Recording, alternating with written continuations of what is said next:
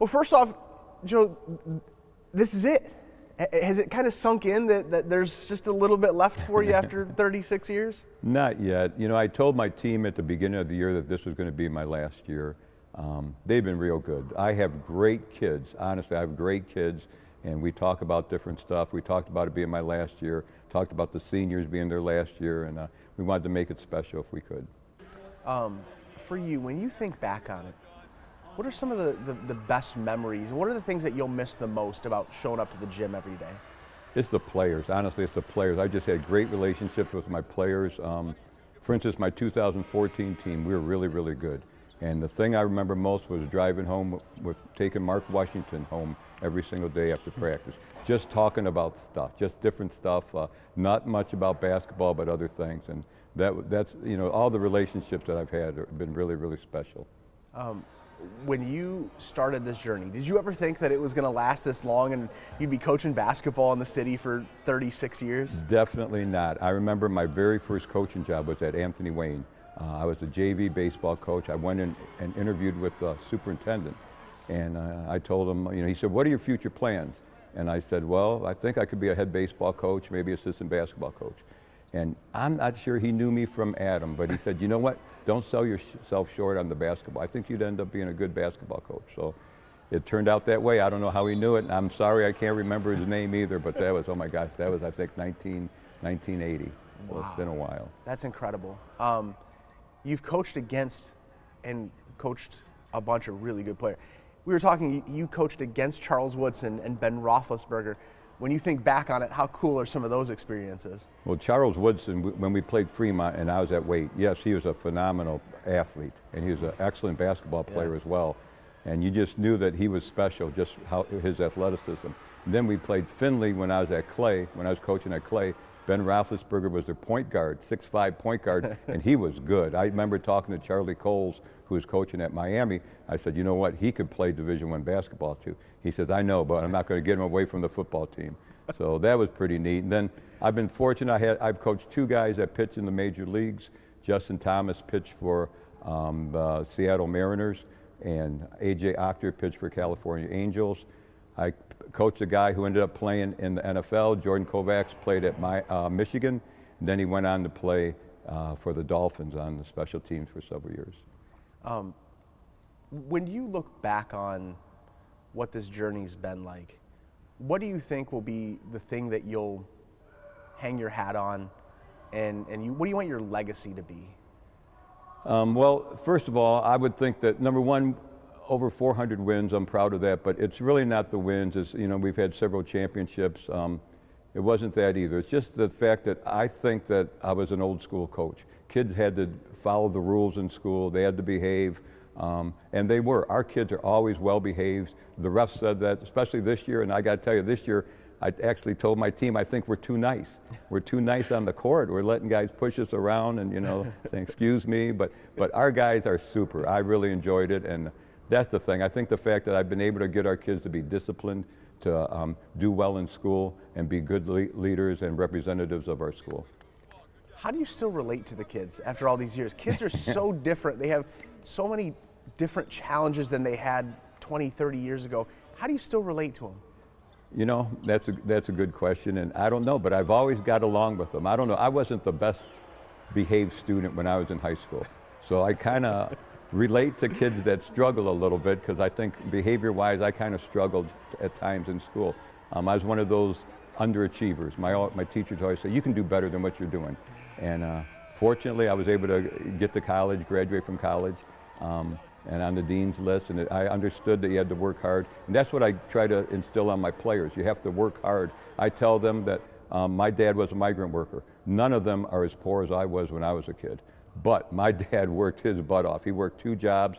He ended up getting a very good job at the post office, and he was able to support his family, and he worked, and his main deal was supporting his family. That's what I've tried to do with my family. That's what I try to tell our players too. They can be something no matter what their home life is like, and they just got to work hard and keep a good positive attitude. You've coached in the City League for so long. It's not for everybody. Not everybody could do what you've done. How how do you handle some of the difficulties and different circumstances that kids have to deal with coming from some of these City League schools? How do you handle that, and how do you what's your message to them? You're exactly right on that. It is different coaching in TPS. At times I feel like I'm a father to some of these kids. And I remember when Jim Robinson was here coaching with me, so a lot of our kids, we give them money so they could eat before the game. Otherwise they wouldn't eat. Not all our kids are like that. We have a lot of great kids, a lot of great families, but there are some challenges, no doubt. And I think you got to let kids know that you care about them first. The basketball has always been secondary to me. My whole goal was to get our kids ready so that they can achieve after high school. And I think I've been able to do that with a lot of our kids. When you think back on some of the kids that you've coached, I know you risk leaving somebody out, yes, but yes. When you think of some of the greats that you've coached, what kind of runs through your mind? Craig Thames. Craig Thames at Waite. He's University of Toledo's second all-time leading scorer. I remember he was so little when he was a sophomore. He played JV, and he was so mad at me for playing JV. And he tells me, because I golf with him still in the summer, up to the, in the summer I golf with him at least once a week.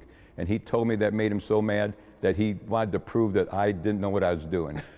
Junior year, he started varsity, and senior year, he was just phenomenal. He's now one of my best friends. That's number one. Delonte Brown was so talented, 6'7", moves, can run like a deer, can shoot from outside, just a great talent. Eric Brinkman at Clay, a leader, he was a great basketball player. He was a Division II basketball player of the year when I was at Clay. And then he went on to the Air Force Academy, was a pilot. He traveled with the president a couple times. So he's really become successful. So I remember the success of the players that I've had. Another kid, Mark Berryman, is now an athletic director and teacher in Washington local schools. So it's good to still talk to them guys when I run into them. Gordon Bumpus is a teacher at St. John's. I have a lot of guys that have done exceptionally well, and that's what I'm most proud of.